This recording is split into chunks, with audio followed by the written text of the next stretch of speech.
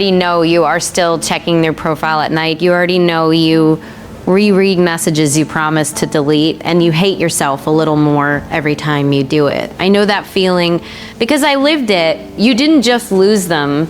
You lost the version of you who felt chosen. You lost the mornings that had meaning, the future you quietly built in your head. How many promises did you make to yourself after the breakup? I will move on. I will stop checking. I will heal. And how many did you break within 72 hours? That pain in your chest right now, that is not weakness, that is not obsession, that is grief. You were grieving a life that no longer exists. But here's a trap. You think time will heal you. Most people think time fixes heartbreak. They are wrong. Here's why. Time does nothing if your habits keep reopening the wound. And what I am about to tell you in the next few minutes will either rebuild you or explain exactly why you stayed broken.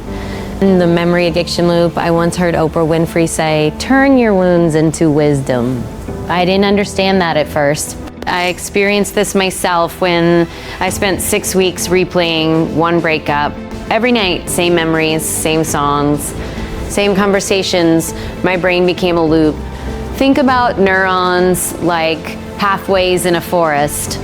The more you walk the same path, the clearer it becomes. Eventually, it becomes the only path you see. That is how emotional addiction forms. Your brain releases dopamine, even from painful memories. I was addicted to remembering someone who was gone. And I hate admitting this. I chose pain because it felt familiar. That moment taught me one thing: familiar pain feels safer than unfamiliar healing. I call this the memory addiction loop. It means your brain prefers repeated emotional patterns even if they hurt, because repetition feels like control. But here's what they never tell you: breaking the loop feels like withdrawal.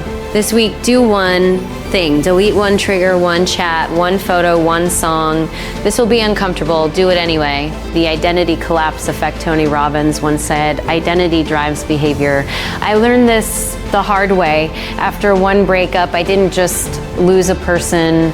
I lost who I thought I was. I was the one in love, the one building something real. Suddenly, I was nothing. Have you felt that? Like your identity disappeared overnight. Think of identity like gravity. It pulls your actions toward a center. When gravity disappears, everything floats directionless. That was me for 30 days. No structure, no purpose, no energy. I made a mistake here. I thought healing meant getting them back. That was wrong. Completely wrong. That moment taught me you don't need them back. You need you back. I call this the identity collapse effect. Breakups don't just remove a person, they remove the identity built around them. But here's the trap. You try to rebuild your identity using the same past. This week, write 3 new identities. I am disciplined, I am rebuilding, I am becoming stronger. Say them daily, even if they feel fake, because identity rebuilds behavior and behavior builds healing. The No Zero Days Law, Dwayne Johnson said, success isn't overnight, it's daily discipline. I ignored this after heartbreak. I thought healing needed motivation, so I waited and waited and waited. Days passed, nothing changed, but here's what they never tell you. Motivation follows action, not the other way around. Think of healing like compound interest. Small actions build emotional capital daily. Miss one day, nothing happens. Miss 30 days, you lose momentum entirely. I tested this. 1 week, I forced one action daily. Just one, even when I felt empty. Day 1, 5-minute walk. Day 2, journaling 3 lines. Day 3, no checking their profile. By day 7, something shifted. Not happiness, but movement. That moment taught me progress starts before you feel ready. I call this the No Zero Days Law. No matter how broken you feel, you never allow a day with 0 progress. This week, pick one action. Repeat it daily for 7 days. No excuses. This will feel pointless at first. Do it anyway. The emotional detachment shift, Eckhart Tolle said, pain is inevitable, suffering is optional. I used to hate that quote. Because I thought, how can suffering be optional? Then I realized something brutal. I was feeding my own suffering. Every replay, every check, every what if. Think of emotions like bandwidth. Your brain has limited processing capacity. When 80% goes to one person, nothing else can grow. That was me. I had no energy left for myself. I gave it all to someone absent. Here is my confession.